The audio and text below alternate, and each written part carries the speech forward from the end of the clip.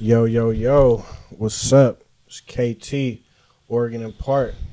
Today we got a special guest, one of the hottest up and coming media personalities in the Northern California. Sure, y'all pretty much know who it is once you look over there, but I'll let her introduce herself. Well, hi guys. It's Jaleec Pino. I guess you can say I'm a media personality. Okay, and so that's your real name? Yeah, my real name is Jaleec Pino. Pino? Well, it's really Pena, but my father changed it when he came to the States. what nationality, like what background is that, Pino? Cuban. Are you Cuban? Cuban and black? Yeah. Okay, that's what's up. That's what's up. So, you into like the media style? What would you describe what you do for the people who don't know? What would you describe your role in the entertainment, music entertainment? Honestly, like I would just consider myself as like a journalist, a hip hop underground journalist. Like I cover underground rap news. I try to like put together stories based on conspiracies. So Like conspiracies, like within who, like when something happens, the background to it.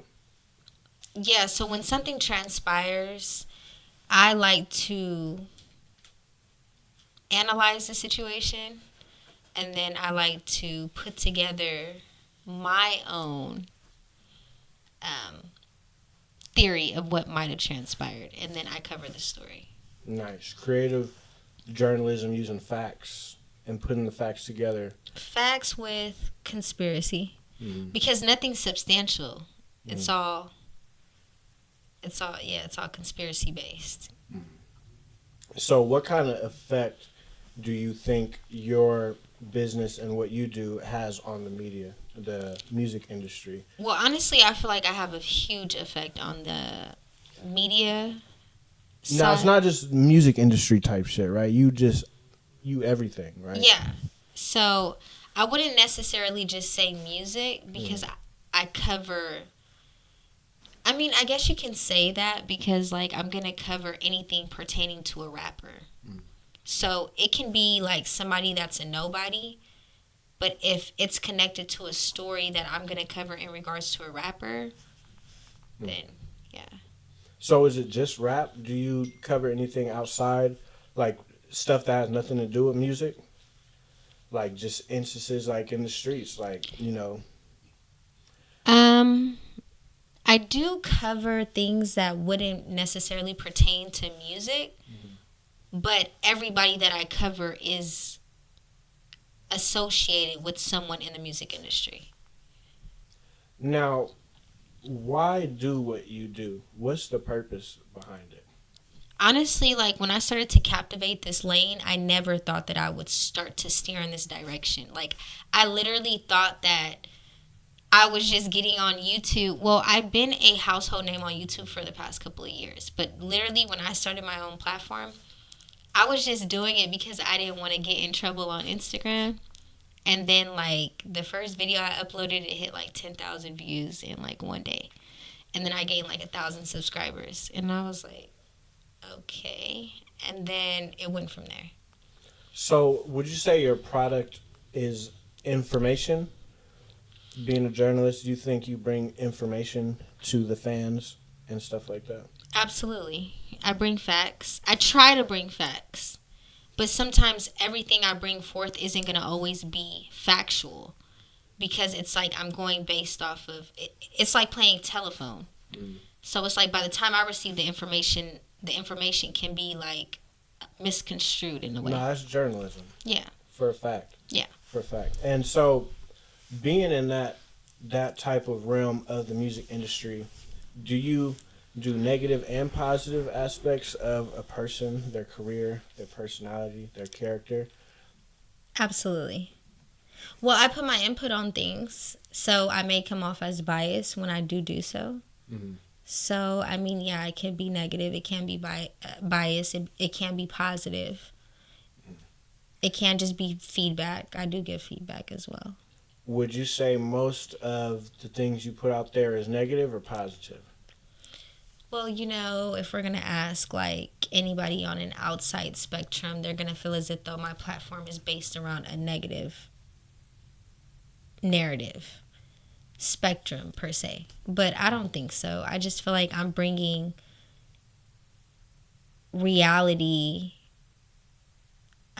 to the people in an entertainment format. If that makes sense. No, definitely. Am I answering the questions right? No, you are. Okay. Good job. And I hear how articulate you are. When I see the lives and I see you on Instagram, I hear you talking in a much different tone, like a different manner, more ghetto. You know what I'm saying? But when I have conversations with you, and as we have this conversation, you have articulate speaking, you communicate very well. Is which one are you? Are you the? I mean, you have to understand. This is the entertainment business. It's different sectors of the diagram. So there's going to be different personas being displayed, right? So if we're stepping inside of a corporate setting, I'm going to obviously put on that articulate, that formal persona. Per se, as if I'm just on Instagram or on a rant on YouTube, I might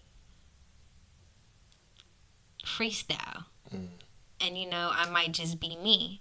But one of my colleagues, because I am in college, one of my colleagues said, like, because I felt as if though it was a form of me being like ghetto. And he was like, it's not ghetto, it's just you speaking another language.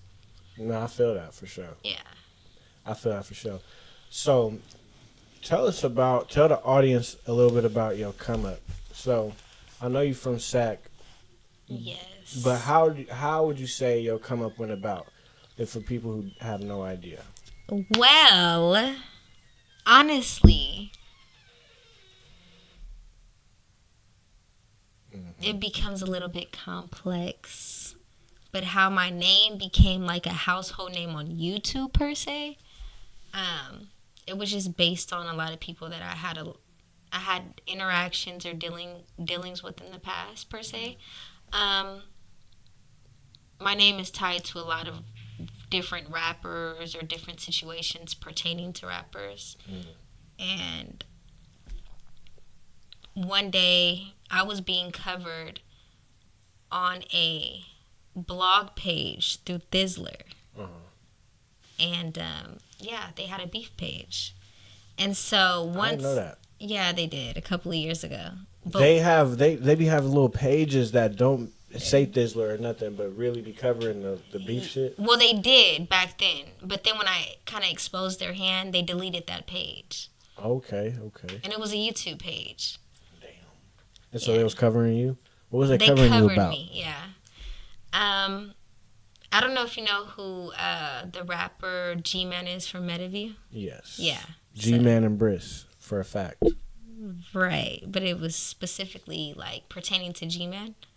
So G-Man did a live, or he was going live, and he was like into it with a certain rapper from Sacramento, and my name was brought up.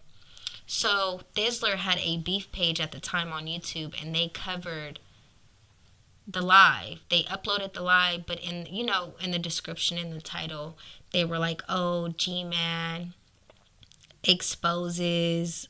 I can't really remember per se what the exact words were verbatim, but they were like, "Oh, G-Man and Jaleec, aka whatever the case may be." AKA what? AKA, they were linking me to a lot of different rappers at the time.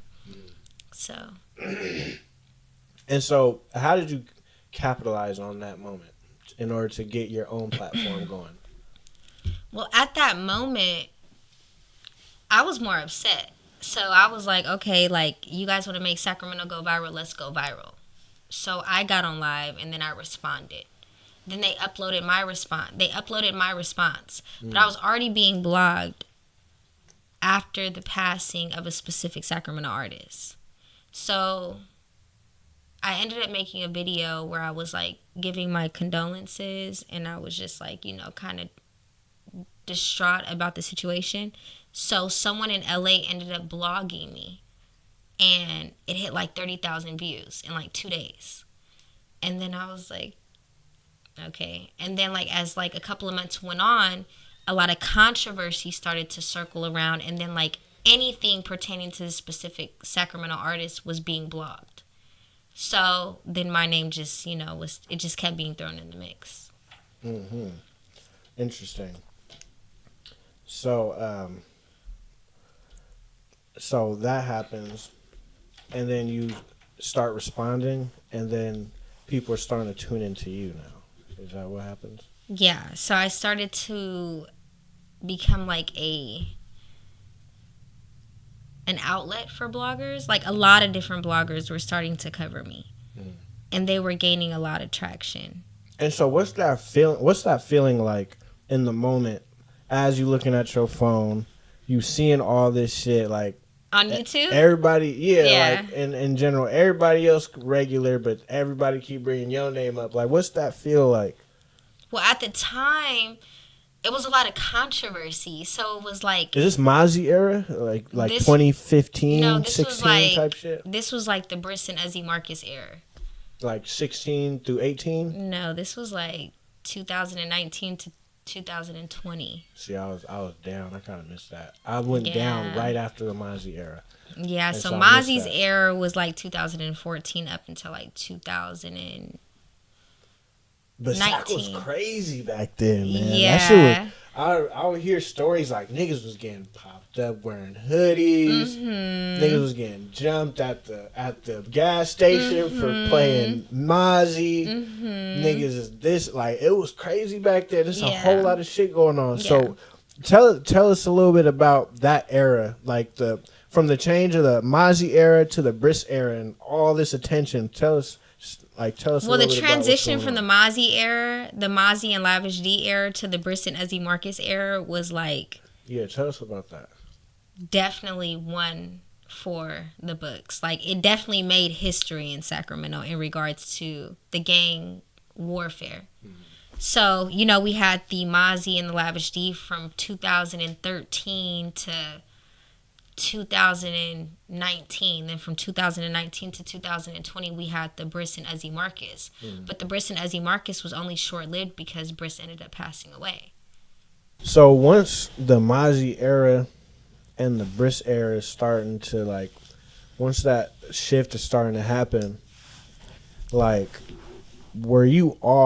you start getting brought up, you just started making content right off the bat, no, you know what I'm saying, hopping on YouTube and spitting your piece back? No. Was you spitting your piece back though? I was on Instagram. Yeah. So that's what I'm saying, I was the content for the bloggers. So I would respond, or I would say whatever I needed to say, and they would be screen recording my lives or my story posts, and they'd be uploading it. Yeah. And so, when did you start? When did you get the idea? You know what? I'm about to just start my own YouTube. The beginning of 2023. Really? That's when you started YouTube? 3 years later. No, I thought you would have started it way before that. No, everyone told me to, but no. Okay. And so, what motivated you to start the YouTube, or what was the inspiration to be I told you the inspiration behind it. So Instagram deleted me at 20,000 followers. Then they deleted me at 10,000 when I made a new one. And then now I have my third Instagram. So I had an Instagram with 20,000, 13,000, and 10,000 all gone. So this Instagram that I have now, I have to tread lightly. So I started to get into a conflict with a Sacramento underground artists from my jurisdiction, and I was I can't do this on Instagram. They're gonna take my Instagram. I'm just gonna upload it to YouTube. And so I uploaded it to YouTube, and it hit 10,000 views in a day. And I gained 1,000 subscribers. So what's your technique when you making videos, and when you I'm about to make a drop, I'm about to hop on live, what things do you need to have in place before you drop a live, or you drop, a video? Well, now that I have my own platform, I don't upload my lives to my platform. I allow like other YouTube channels to do that. Because YouTube is very sensitive and a lot of people don't understand the back end of YouTube. So you have to kind of master that craft, to understand that, like, you could be rolling the dice with this screen recorded live. So I leave that to other content creators or up and coming YouTube channels that want to just cover controversy. So with me, when I upload a story, okay, so I started with having internal conflict within my jurisdiction. And then just one day I was like, I'm going to put together this story that I know happened and I'm just going to see what it does. So I started to do that and I would do like 9,000, 10,000. I just started my YouTube channel. So you got to understand that's big to me, 10,000. And then people were dropping like comments like, oh, part 2. Oh, Jaleec, you're doing your thing. Like, I never thought like this would be your lane. You would be like captivating this lane. And then I remember one day I dropped a story on OMB Peasy and Neff the Pharaoh that nobody knew about. And that video did about, I want to say 30,000 views in 2 days. And then it just started to climb the ladder. And I knew like that was my niche. Nice. Yeah. Nice. So how has this job, this undertaking of yours changed your life from before they put you on their blogger page, start talking about you, and let's say to now? What has changed? It changed a lot because it gave the people a different perspective of me. So before, these blog pages were able to put their own narrative out, and the audience, the people, the fandom would base their opinion on me based on an outside perspective. But once I started to have my own platform and I started to do my own thing and I started to display my personality and my skill sets and my characteristics, I started to gain an audience. I started to gain, a fandom that has been supportive since day one. It was a lot of people that were like against me for years until I started my own platform. And now they like have officially converted over to like being like a supporter of mine, vice versa, someone that, wanted the worst of me. So what are the pros and what are the cons of your field? So the pros of what I do is I'm able to captivate an audience based on my actions. And the cons are everything you do is under a microscope. So if I go live on Instagram right now, anybody can take my live and put their own twist to it. Yeah, actually, I know that. Yeah. So it's like, so you have to like tread lightly with this. But like I said, the pros of this business is, and having your own platform, is you're able to like redirect that narrative. And so the politics and the things in which you speak about, what kind of effect does that have on your life, speaking on those sorts of things? It has a huge effect because like a lot of people would consider me like the police. They would say I'm an informant. I get a lot of threats, but I'm not too worried because obviously everyone's engaged. They're entertained. They're engaged or they're entertained. So what's your personal opinion on the cross politics between Sac and Stockton? Oh, what's my opinion on the cross-contamination of Stockton and Sacramento? Yes. Do you really want me to elaborate? Yeah, but cross politicking. Why you say cross-contamination? Cross-contamination. That is the terminology for what is going on with Sacramento and Stockton right now. Why? Why? Well, why call it contamination? Cross-contamination. You know how like when it's hazardous. Cross-contamination. It's like two liquids being mixed together. Okay, say you're working in a warehouse, right? Cross contamination. What would be considered cross contamination? I understand the cross Two, connection. two, two things that aren't supposed to be mixed together being mixed together, and now it's causing chaos. It's causing. Yeah. So when did Stockton start becoming a factor in like in your perspective? Because it used to be Stockton we was always like had our own thing. Like we knew about it. All the rappers, all the funk, all the disses was like stayed like in house. And then when I got out, things were a little bit different. I missed a lot of it. But how would you say Stockton and Sac started developing? Like, because now it's known as like we're one, and they're like we're one Might type as shit. well, yeah. You know what I mean? When did that start coming about? Well, that started in 2019. I want to say when Bris did his collaboration with EBK Young Jock. Mm-hmm. So once he made his allies with EBK is when the cross contamination began. And then after his passing is what really kicked the dust.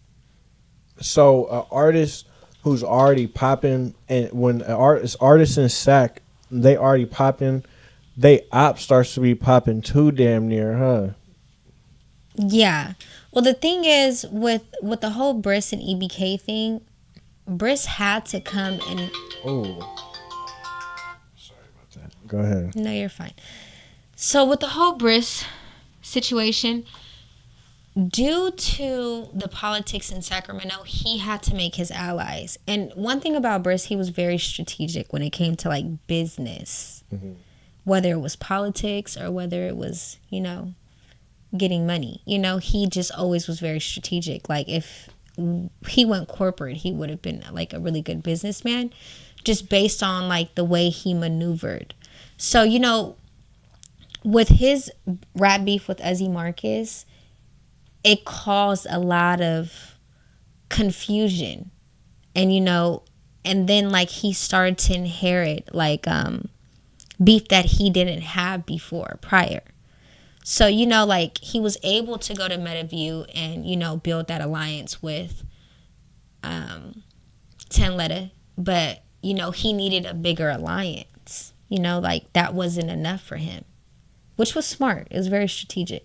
So somehow he discovered EBK and he did the song with Jock. And then that's how it crossed over to Stockton. Right. That's really interesting, the stuff that you say. Yeah.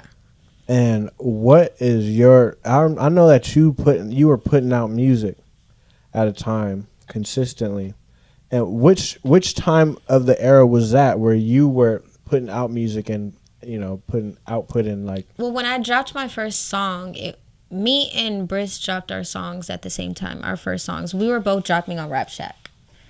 So, I mean, I always was rapping, but I think me and Bris took rapping serious at the same time, like 2017, 2018. Were y'all cool at the time? Yeah, we were cool.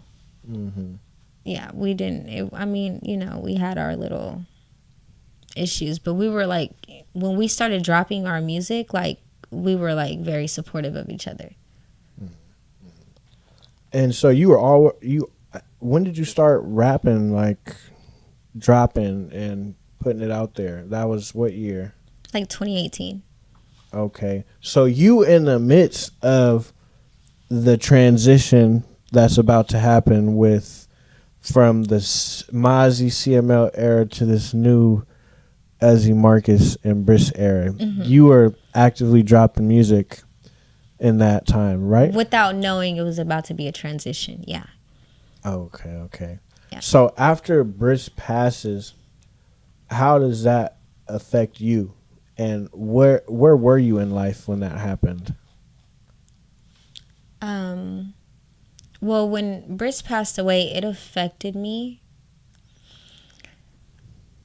I think the whole beef with him and Uzzy Marcus affected me, but you know, just based on the circumstances and everything surrounding it, it doesn't seem like it affected me, but it affected me from the beginning. So, I don't know. Yeah. Up until his passing. But then, like, a couple of months after his passing is when, like, things started to get real. In what way? Just in regards to me. Like life? No. It was like a lot of backlash because I ended up like dissing him when he passed. Mm-hmm.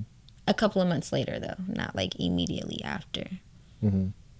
Just based on the issues that I was having with G-Man. And so, where does that put you in the politics now that you dissed Bris at that time, and you're not even cool with Orepark? It seemed like you. Well, I was still cool with Orepark back then. Mm-hmm. Oh no, actually I wasn't. That was like at the start of when it started to be divided. Yeah, so I started to like captivate my own lane, and that's when I started to branch off with people from out of town. And from my perspective, it seemed like you've always had to be in your own lane. Yeah. What's it like? What's the day-to-day life for you like in today, 2024, like for you? You know, after all the shit that's happened, is it died down or is it still up? I mean, after everything that's transpired, personally, it has simmered down a lot. Like, it's not as hectic as it was back in 2020. Just based on the fact that now I'm able to speak and tell my side of the story. And it's, like, able to be heard in a way that the audience and the people and the fandom can understand the reality of that narrative. You know, like, ex-boyfriend, ex-girlfriend, baby mama, baby daddy. Like, you know, it's when it involves that type of scenario, it's like, okay, you guys really can't dive too much into it because you don't really know the depths of that situation, you know? Right. So, now that you are more popular, getting a lot of things going for yourself, what are misconceptions that people may have had of you in the past, today, that you would want to clear up? Are there things you want to clear up about? What are some misconceptions you think people have of you? Oh, there are many misconceptions that I feel as though people have of me. Like, I'm evil, or like, they call me like the Cleopatra of Northern California. They say that I only date rappers. They say like I'm a bad mom. Damn. like it's a type of shit. Yeah, no, like it's so many misconceptions. Like, it's so many, and it's like it's detrimental to my mental health, definitely. But now that, you know, so many years have passed with me like being in this position, and me only like being more experienced per se, I'm able to like handle it in a different format. Like, I mean, I'm still triggered, I guess. Mm-hmm.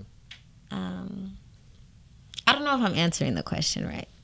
No, you're good. No, Okay, the misconceptions. I just feel like, you know, like, people don't know me as a mother. People don't know me as a woman. People don't know me as a daughter. People don't know me as a granddaughter. People don't know me as a girlfriend. People don't know me as just a person in general. So it's like these misconceptions are so invalid. But it's valid because, you know, everyone's entitled to their own opinion. But I feel like you guys can't, like, I feel like the people, the audience, the fan base shouldn't base their opinion on an outside perspective, because you have to understand the individual, you know? And it's like, that's why it takes me so long to even dive into these type of interviews, because like, I feel like when I do an interview, I want it to be authentic. I want it to be genuine. I want it to be understanding. I want people to grasp what I'm trying to deliver in regards to me, if that makes sense. It does. So how does your lane of work affect your mental health? It's detrimental. How do you what kind of techniques do you use to keep a strong mind and to stay on top of things throughout all of the shit that you hear and that you see? Well, school keeps me going. My daughter, my son keep me super motivated. My mom, my mother, my grandmother, my sister, just my family, my friends, like my close friends, like Adriana and Simone. A lot of the stories that you cover, the information that you put out there, how do you think it affects your safety? I don't think it affects my safety, none. Because if you think about it, look at all the other blog pages and the content they're hiding behind, their brand. Because they're a brand. They're building their audience off of their platform, and it's not them. They're not disclosing their face or their name or their voice. But just because it's me, like, I feel like there should be more respect put to what I do. Like, it should be more respect implemented in my craft, because I'm not hiding behind a fake page. I'm not hiding behind my brand. I'm standing on everything that I'm saying, regardless of what, regardless of the backlash. So it's like, I feel like if I was hiding behind like a brand or a page that was anonymous, would my safety be in jeopardy? Their safety is not in jeopardy. But just because I'm being me and I'm standing on it with my name, I should be like worried. I'm doing the same thing that everybody else is doing. Why when I do it, it's an issue? You mentioned that someone had asked you about, is it true that you expose gangster rappers? Is that true? I wouldn't say that, because there's a lot of information that I don't leak. I could be really messy, but I'm not. There's a lot of stories that I can cover that I don't cover. I've been in a lot of relationships with a lot of rappers. So you do to an extent.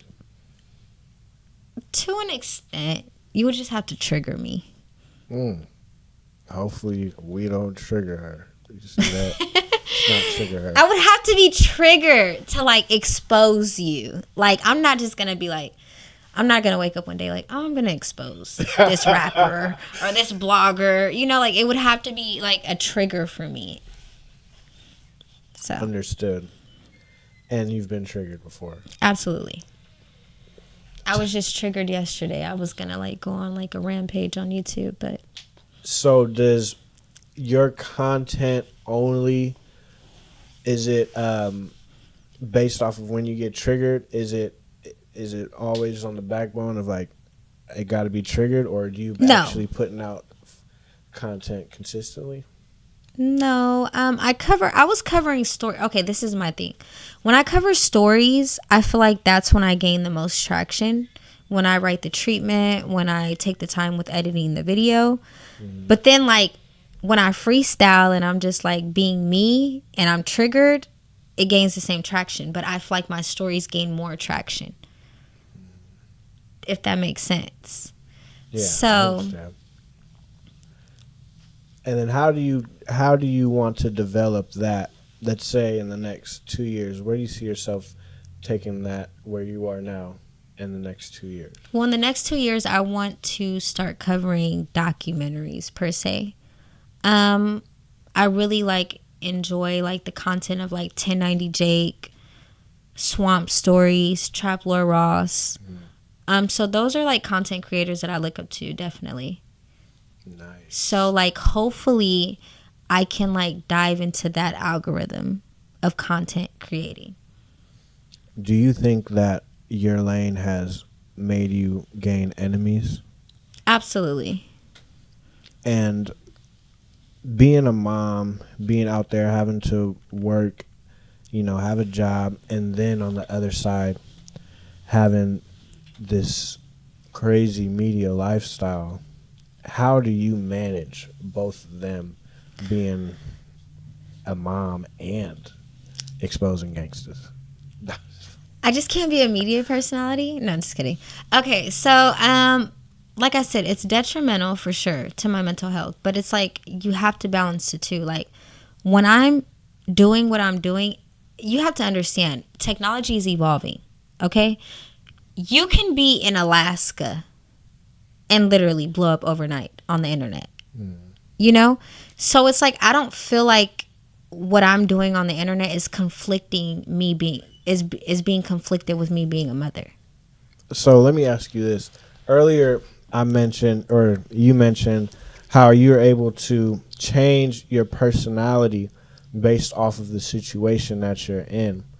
How are you able to differentiate the Jaleec, or do you differentiate the Jaleec that the people see online and the one that they see in the personal? How do you distinguish that? Is there a distinction? Absolutely. All you have to do is call me. Okay.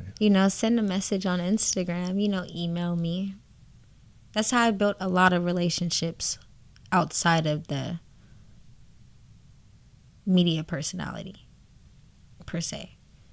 The media persona. The social media persona. So, what I'm asking is, does the personality that you use online, is that the same person you are offline? No. I mean,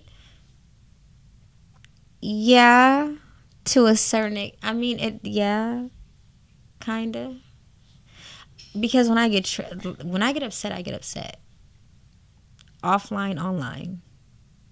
It's just what I decide to put online. So I'm not going to act as if though, like, something transpires and I'm not triggered. So, like, it's not, like, even though it's a persona to a certain extent. It's a persona when I'm upset. But like the real me, that's why I don't like being upset, because it's like I'd rather just be like cool, calm, and collective, because it's like I know when I get to that, push to that limit, then things can go overboard. Like the hip hop Hulk, like you don't like her when she get angry type shit. Yeah, you don't want me to get angry. So because anything can transpire. Right. So do you think that since you first started getting into this shit, has it changed your character and your principles and how you view life in general since you started kicking this shit up? How has your perception on life changed? Well, I'm very fragile. Now I move a little bit more fragile. Like, I'm not just so, okay, I'm going to go to YouTube and I'm going to expose this rapper today because he made me upset the night before. Like, like now I'm more fragile, especially when I cover the stories, like, and especially if it's involving like a passing or someone on paperwork or, somebody's credibility in the streets. Like, I'm very fragile because I've had conversations with different entities in regards to infrastructures, and I was able to get an understanding of everybody, like I've had that I've covered in the past. So now you in school and you taking a different twist on things. What is some of the changes you expect to see in your craft now that you in school, or what changes have come from your craft since you've been in school? Has there been any changes to how you do things? Yeah, I've been more articulate, more professional in a corporate setting, more fragile, and more open to understanding that this can take time. How do you differentiate the friends and the enemies in this shit?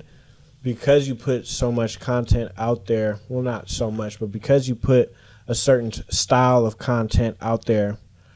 How are you, when you maneuver through life and when you work with people, how are you able to differentiate who's on your side and who's not?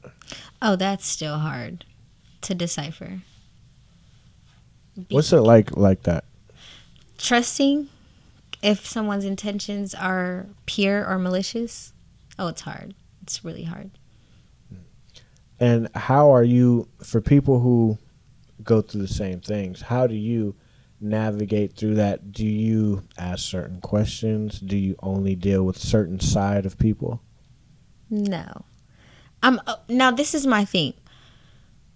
It's hard to decipher someone's true intentions, especially in this line of work, especially me, because I feel like I've been abused by this side of the business, this sector of the diagram per se. Mentally, emotionally, not physically, but I don't know. So a lot of people, you hear the term a lot of times, choosing sides. Have you ever had to choose a side, or have you chose a side in this shit? I feel like right now I am being forced to choose a side. But prior to me being in this predicament right now, you can say I was like super biased when it came to EBK J-Bo. Is that the side that you've chosen? Well, you can't say that I've chosen that side because I'm not cordial with his whole infrastructure. I'm only copacetic with EBK J-Bo. I only have a relationship with EBK J-Bo. I'm not too fond of the EBK infrastructure. So it's like,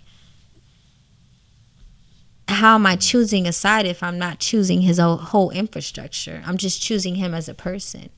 Mm-hmm. What other artists are you in alignment with? Well, let's not put it like that. What other artists do you work with and that you're cool with that are out there that maybe you listen to, maybe that you work with and that you are cool with? Besides J-Bo.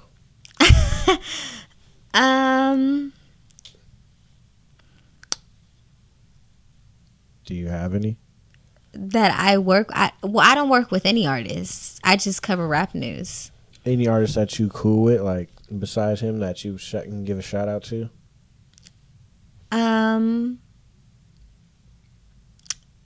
Slimmy B. Stupid Young. Mm-hmm. Child Stupid Young. Yeah, Stupid Young. That's cool. That's cool right there. So it seemed like the politics is starting to go into LA now, because you get the Baby Stones function with the EBKs, and the Stupid Youngs function with the Fly Boys and the band. And it's very ironic, right? So it seems like your politics in one city could be one way, and this city could be a whole different thing. And I don't politic in LA. I love LA. Like, no, there's no rapper. Like, there's nothing that can go on in Northern California that can make me politic with any LA rapper. That's just how I feel. How come? Because I feel like LA is a totally different jurisdiction. Like, I feel like their perspective on the entertainment business with the street politics is completely different. So it's like, even though they are getting intertwined, they still have their morals and they still have their street code and they still have, their viewpoint, And I just feel like Northern California is really discombobulated when it comes to that. And I feel like LA is real militant when it comes to that. And I'm not discrediting Northern California because I'm from this jurisdiction. But I just feel like LA they're able to come together and they can look at Kendrick Lamar, the Not Like Us video, and YG can walk through Compton and make amends with his rival gang members. Like, Northern California is so stuck in this prideful political viewpoint that they're not ever gonna be able to prosper because they're so stuck in this childish mindset that, like, these are the politics and we have to stand on this. But if LA were gang banging originated from is willing to put everything to the side despite all of their friends that they lost, their family members, their associates, people that they grew up with. If they're able to put that to the side, why can't Northern California do that? And where do we get from doing that? We get in mainstream. We get less violence. There will be less funerals being attended. Northern California wouldn't be stuck in this black hole per se. Like LA's able to branch off and do other things, regardless, even if they're politicking or not. Northern California is so fixated on these politics that they're not able to progress.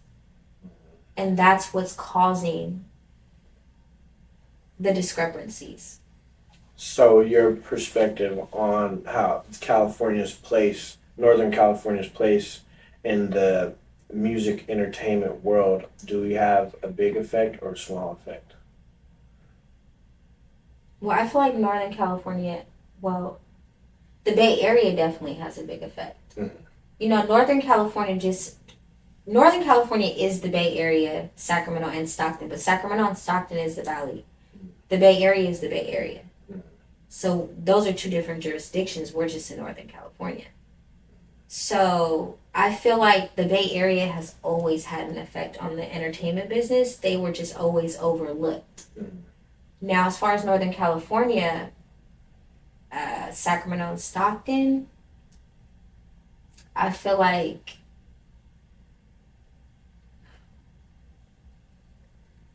the light is still kind of dim. Well, Mozzy's on CMG now. Yeah, he's a mainstream artist. Right, he's a mainstream artist, but he's not getting the type of notoriety that the other artists on the label are getting, if you've noticed that. Yeah. I mean, if we're just being honest. But Mozzy... Nah, I've noticed that Mozzy still has his core fan base. If you really rock with Mozzy, or if you don't rock with somebody else, you rock with Mozzy. He got that core fan base. You know what I'm saying? But the eras have switched now. Exactly. Now, when it comes to the politics bleeding into these other cities like that, is that stem from the Mozzy era, or is that before that? Like, what do you mean? Can you elaborate? Yeah. So, certain sides only messing with certain sides in different cities. And was that a Bris era thing, like the Stocktons, and then, because now you get in LA, and then, you know what I'm saying, Bay. Okay, I get what you're saying. Mm-hmm. So, prior to the Bris and Uzzy Marcus era, there was a Mozzy and Lavish D era. So, when Mozzy came into the game, Mozzy had the West Coast on lock, just like how EBK J-Bo has it on lock right now. Mm-hmm. They have a lot of similarities. They do. And I can say that because I seen the start of Mozzy's career prior to him even being Mozzy when he was Little Tim. Mm-hmm. And I seen when EBK J-Bo was, like, still a kid. Like, mm-hmm. I don't even think he knew he was going to be this big. Mm-hmm. So... the cross-contamination of the politics didn't really start until the Bris and Uzzy Marcus era. Now, the Mozzy and Lavish D era, there was already, like, city politics. Like, in LA, Lavish D would elaborate on the fact that, LA was basically rocking with Mozzy. Mm-hmm. And you got to understand, Lavish D was in jail for a while before he was able to get out. And then he was on like a stipulation to where he couldn't even say Mozzy's name until he got off probation, I believe. I could be wrong. So Mozzy was able to maneuver and form his allies and kind of block Lavish D into coming in, But, Lavish D ended up, like, branching off and doing his own thing. But you got to understand, they're older now. Like, that era was back then. The Bris and Uzzy Marcus era is what caused a lot of the... Does the Bay Area have any kind of play in the Northern Cali politics and SAC politics and Stockton politics? They do, They do, but they don't. At the time when Mozzy was coming up, they did. They played a vital role. But now with the cross contamination with everything that's going on, I think the Bay Area is kind of branching off and doing their own thing. Yeah. Okay, cool. So we touched on, you know, a lot of stuff. So what can the people have to expect from you coming up next, in the future? Say in the next couple months, couple weeks type shit. Are you gonna be getting back into music? No. Why? What happened to music? I'm not a rapper. I made more money being a media personality than a rapper. I didn't make any money being a rapper. Are those songs dropped on your page? No. Oh, okay. I feel like if you were to put out a song, you'd get a lot of views. You think so? Mm-hmm. I don't know. I'll consider rapping again, maybe. Understood.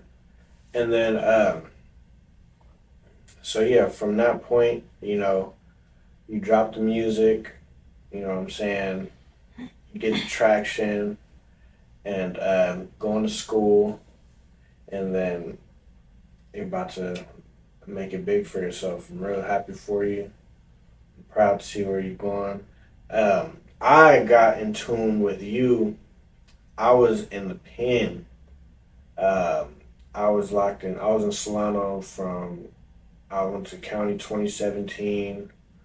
2018, I was already in Solano. 2019, 20, and then right into 2021. So I was locked up. My cellie was somebody from Franklin, from Franklin. Franklin. Yeah. Mm-hmm. And I don't know where you were at that time in early 2019 type shit. I don't know where you were at with the politics shit, but I think it was the Susie song that I had got in tune with. And we watched it.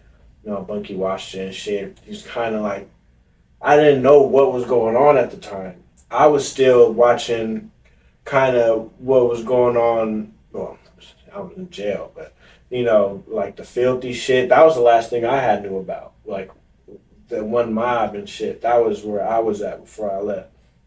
So I got in tune with you, and then I get out, and I would see you. You know what I'm saying, but it didn't click yet.